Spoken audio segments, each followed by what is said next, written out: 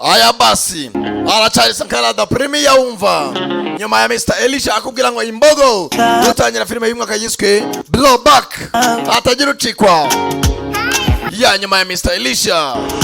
Okay, oh baby sikia ya warabonye filime z'abajura nka Takers ukabona The Town udacikwa iyi cyangwa Army of Thieves udacikwa Blowback. Mr Elisha ati mwana soko y'urukundo burya mutwara buhoro buce nukurukwiye ngoro akwiye nye umutima wanje nukurukwiye ngoro arayikwiye koko ingoro arabyongeye wagukoraho gato sikia yewe na muti ngoto Beg imbogo umwana wayirica imbogo bahise Blowback Sankara the Premier nakubwiye Elisha yajaje Beg imbogo umwana wayirica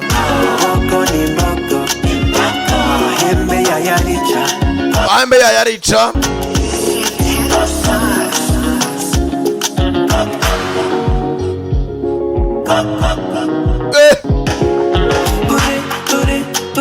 Puri amaso yawe anwara hano nazi motema nangaye sikia. Okay, kunde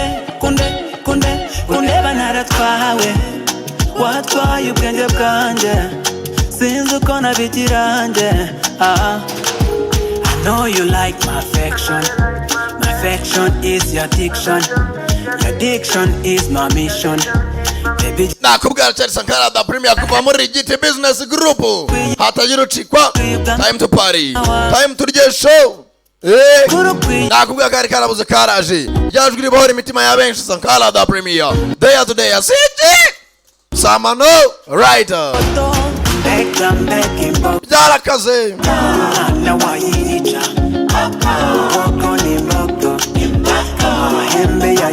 ahembe yayarica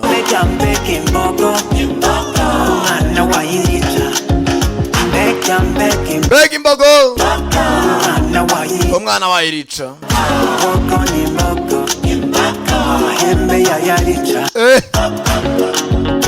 sikia kanje kucatuzinduye kariwe sasa hakuno giti yajukiye mu mwitozo gihugu cy'u Rwanda mu mahanga bayise Rebel Energy Whisky tozo warimbanyije icyo kunywa cyongera ingufu n'akanyamuneza mubiri hose no Gashemere Business Group nika kugezaho mahanga muri Thailand sikia mwitozo warimbanyije umwitozo warimba aya atunya sanga mu mwitozo haje hakuna kaba gato uruzingo mpuzamahanga muri make muri size gakomeye kumagaye dore uruzingo araka imbere yije ya rufendeke na giti amasaha y'umwitozo tiyisha umuntu rufendeke arapfuye hagombera ni suku bateranya nk'umutoza muri Thailand muri teguye sawa nawe mudundane nk'abadunda baro aka urugamba giti versus rufendeke ku mitsi ye wajyaho nta mpamvu ko wajya ni imitsi buretse gato coach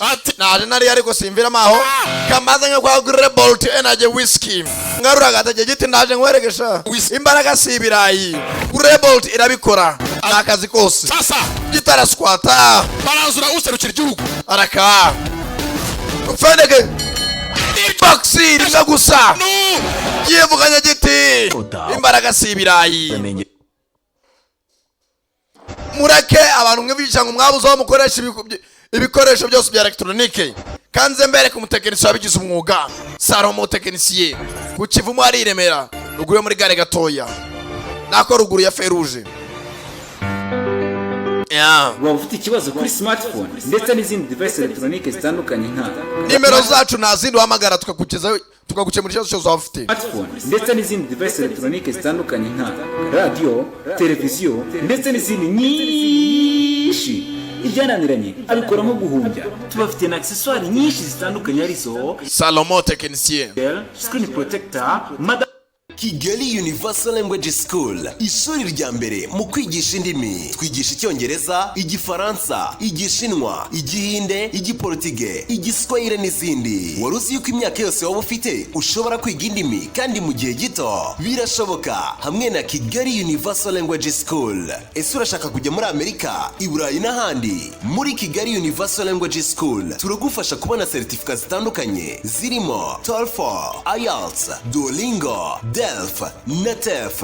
Twegere kandi tuguha amahugurwa ku bijyanye na public speaking na interview performance. Akarusho kacu, dufite abarimu b'abahanga bakwigisha indimi ku rwego mpuzamahanga. Twigisha kandi amategeko y'umuhanda yaba mu Cyongereza no mu Gifaransa ku batumva neza Ikinyarwanda, kandi ukora rimwe gusa ugahita utsinda. Niba kandi ushaka kwiga porogaramu zitandukanye za mudasobwa, karibu muri Kigali Universal Language School tugufashe. Dusanga aho dukorera mu mujyi wa Kigali mu nyubako ya Shike muri etaje ya mbere mu muryango E046A. Ushobora kuduhamagara kuri telefone 078 03 bahise blow back niyo tugiye gutangira kuri 0787 41 Hitamo kwiga neza hamwe na Kigali Universal Language School.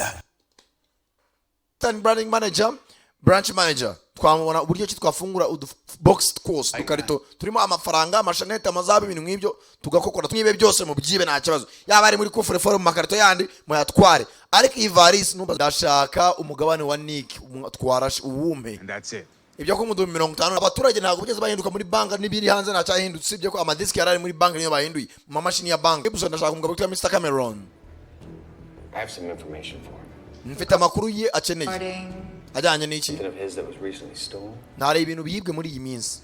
Sasa here kuri baratubaza nta bandi ni US Marine n'abandi bagiye batandukanye, ariko nyiri iyo boro nanjye arimo arayimbaza nk'umwavoka. Niba munyeneye ko tudiringa ibyo mumenya byose mumenyeshe kugira bamenye buryo tubikurikira kuri kugira nayo dufatanye.